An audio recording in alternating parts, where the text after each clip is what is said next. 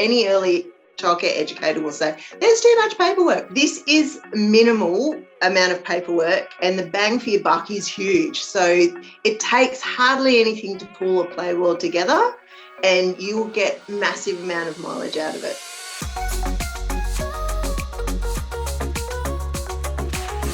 I'm Stephanie Hoy and I'm a family daycare educator. I work in South Australia in a little town called Port Lincoln.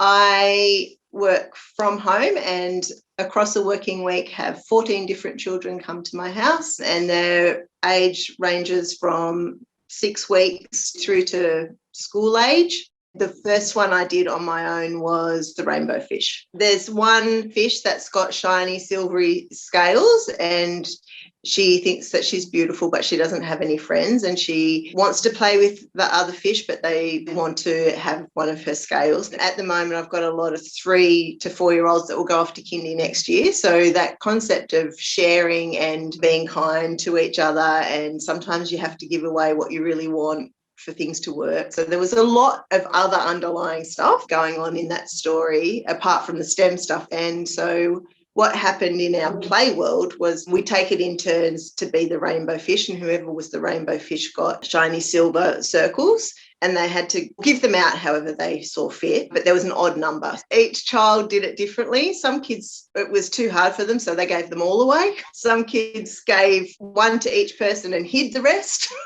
One kid actually got scissors and wanted to cut them up so that it would go evenly. So it was really interesting to see how their little minds processed it. It's such a different teaching model. So they don't understand that I've got something that I intentionally want to teach them. They just love that I was playing with them and it wasn't all about, no, you have to do what I say, and no, we can't do that. So they were able to throw ideas up and, oh, what if we do this? And what happens if we do this? And I was like, I don't know, let's find out.